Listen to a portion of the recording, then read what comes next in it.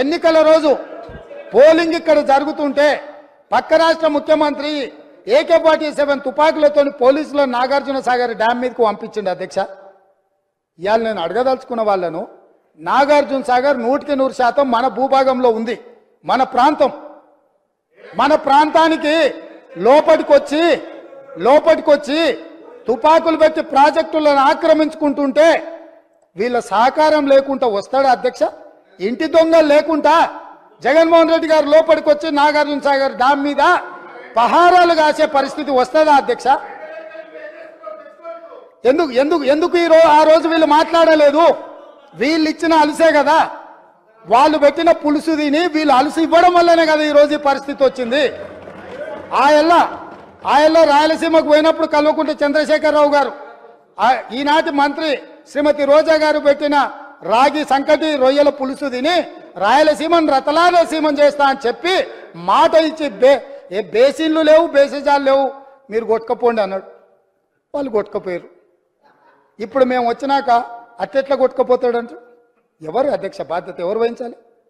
నీ కళ్ళ ముందే కదా ముచ్చుమర్రి చంద్రబాబు నాయుడు కట్టింది, నీ కళ్ళ ముందే కదా రాజశేఖర రెడ్డి పోతిరెడ్డి పాడును 44,000 క్యూసెక్లకు పెంచి తరలించకపోయింది.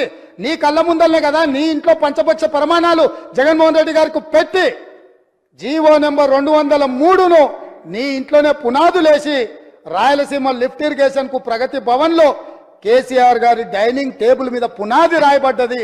దానికి పునాది రాయేసింది మీరే కదా. 8 TMCలు పర్ డే తరలించకపోవడానికి అనుమతి ఇచ్చింది, టెండర్లు పిలిచింది, కాంట్రాక్టులు అప్పచెప్పింది, పనులు పూర్తి చేసింది మీరు అధికారంలో ఉన్నప్పుడే కదా అధ్యక్ష.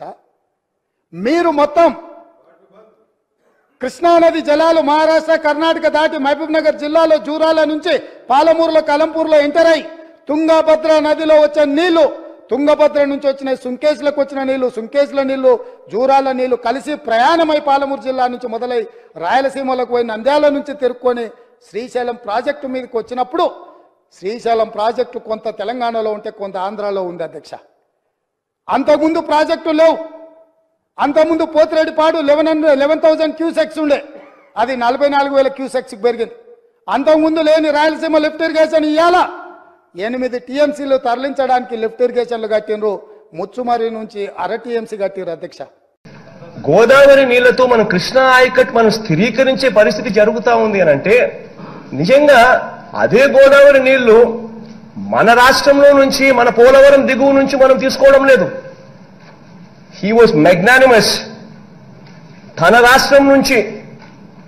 రాష్ట్రం నుంచి గోదావరి నీళ్లను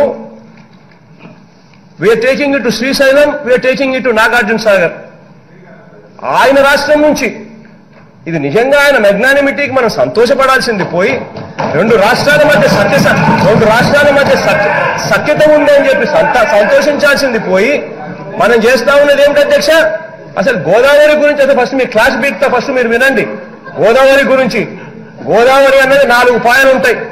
ఒకటి నాసిక్ నుంచి వచ్చే ఒక పాయ, ఆ నాసిక్ నుంచి వచ్చే పాయ ఇప్పటికే ఎండిపోయిన పరిస్థితి, వాళ్ళకే తెలంగాణకు వచ్చే పరిస్థితే నీళ్లు రాని పరిస్థితి.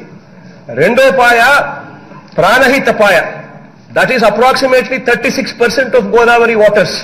36% గోదావరి వాటర్స్ అప్రాక్సిమేట్లీ ప్రాణహిత పాయ. మూడో పాయ ఇంద్రావతి పాయ. ఇంద్రావతి పాయ అప్రాక్సిమేట్లీ 26% ఆఫ్ గోదావరి వాటర్స్. రెండు Pranahita and Indravati alone constitute approximately 65% of Godavari waters. ఈ 2 పాయలు ఎక్కడున్నాయి అధ్యక్ష? ఈ 2 పాయలు తెలంగాణ రాష్ట్రంలో ఉన్నాయి. మనకున్నది ఏంటి అధ్యక్ష? గోదావరిలో కేవలం శబరి అది ఒకే ఒక పాయ, శబరి పాయ ఒకటే మనకుంది. You know how much Sabari constitutes? Sabari constitutes only 11% of Godavari. అంటే కేవలం మనకుండే పాయ ఏదైతే, మనకు వస్తా ఉన్న పాయ ఏదైతే ఉందో, మన రాష్ట్రంలో ప్రవహించే పాయ ఏదైతే ఉందో Sabari, that is only 11% of Godavari. చూస్తే దాంట్లో గోదావరి నుంచి కేవలం 500 TMCలు మాత్రమే శబరిపాయ నుంచి మనకు కిందికి వచ్చే, గోదావరికి మనకు నీళ్లు వచ్చే పరిస్థితి.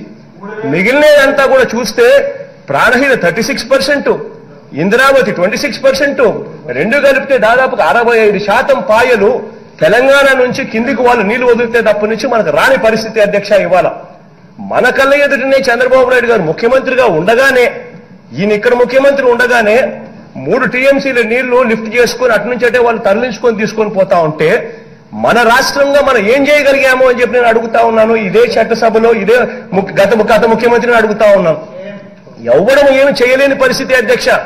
ఆ రాష్ట్రంలో వాళ్ళు చేసేది, ఆ రాష్ట్రంలో వాళ్ళకు వచ్చే నదులను వాస్తవ పరిస్థితి ఏమిటి అని అంటే మనం గొడవ చేయగలుగుతాం, మనం కోర్టులకు పోతాం, కోర్టులో కేసులు వేస్తాం, కానీ అవేవి కూడా తెగవు అధ్యక్ష.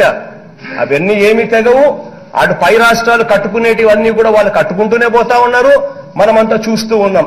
అది ఆల్మట్టి ఎత్తు 519 మీటర్లకు చేర్చడం అయితేనేమి, 519 నుంచి ఇప్పుడు మళ్ళీ 524 మీటర్లు వాళ్ళు కట్టడం అయితేనేమి, అటువైపు నుంచి మహారాష్ట్ర వాళ్ళు గోదావరి పాయన అడ్డకోలుగా వాడుకోవడం అయితేనేమి, ఆ తర్వాత కాళేశ్వరంలో కేసీఆర్ గారు 3 టీఎంసీలు నీళ్లు లిఫ్ట్ చేసుకుని అటు నుంచి తీసుకొని పోవడం అయితేనేమి, ఎవ్వడం కూడా ఏమి చేసే పరిస్థితిలో లేము అధ్యక్ష. మనకి ఇవాళ కావాల్సింది ఏమిటి అంటే రాష్ట్రాల మధ్య సఖ్యత కావాలి. రాష్ట్ర ముఖ్యమంత్రులు ఒకరినొకరు మాట్లాడుకునే పరిస్థితి ఉండాలి. రాష్ట్ర ముఖ్యమంత్రుల మధ్య సఖ్యత ఉంటే, రాష్ట్ర ముఖ్యమంత్రులు కలిసి పనిచేసే గుణం ఉంటే అప్పుడు ఏదైనా డెవలప్మెంట్ అనేది జరుగుతుంది. ఆ పరిస్థితి ఈ రోజు ఉంది కాబట్టే కేసీఆర్ గారు ఒక అడుగు ముందుకు వేసి మెగ్నానిమిటీ చూపించాడు. వాళ్ళ రాష్ట్రం నుంచి అంటే వాళ్ళ బౌండరీస్ నుంచి, మన బౌండరీస్ నుంచి కాదు, వాళ్ళ బౌండరీస్ నుంచి పాపం ఆయన ముందుకు వచ్చి కృష్ణా ఆయకట్ స్టెబిలైజేషన్ కోసం అని చెప్పి, ఎందుకంటే ఆయనకు కూడా శ్రీశైలంకు నీళ్లు వస్తే మహబూబ్ నగర్, రంగారెడ్డి జిల్లాలకు నీళ్లు వస్తాయని, కృష్ణా నాగార్జున సాగర్కి నీళ్లు వస్తే తనకు కూడా ఖమ్మం జిల్లా, నల్గొండ జిల్లాలకు తాను నీళ్ళు ఇచ్చే పరిస్థితి తనకు మెరుగవుతుందని, కృష్ణా ఆయకట్ ప్రశ్నార్థకం అయితే గన తనకు సంబంధించిన జిల్లాలు కూడా ఏదైతే ఉన్నాయో మహబూబ్ నగర్, నల్గొండ, రంగారెడ్డి, ఖమ్మం, ఈ అన్ని జిల్లాలకు కూడా తనకు ఇబ్బంది అవుతుందనే ఉద్దేశంతో మనకు సంబంధించిన 8 జిల్లాల అధ్యక్ష, రాయలసీమకు సంబంధించిన 4 జిల్లాలు, ప్రకాశం, నెల్లూరు 6 జిల్లాలు, Guntur, Krishna up to West Godavari, Krishna ఆయకట్టుకు సంబంధించి మొత్తం ఆయకట్టే ప్రశ్నార్థకమయ్యే పరిస్థితులు ఉంటాయని చెప్పి ఆయన ఒక అడుగు ముందుకు వేసి, మనం వెళ్లి అడిగిన వెంటనే ఒక అడుగు ముందుకు వేసి తన రాష్ట్రం నుంచి, తన బౌండరీ నుంచి నీళ్లు తీసుకునేదానికి ఒప్పుకున్నారు.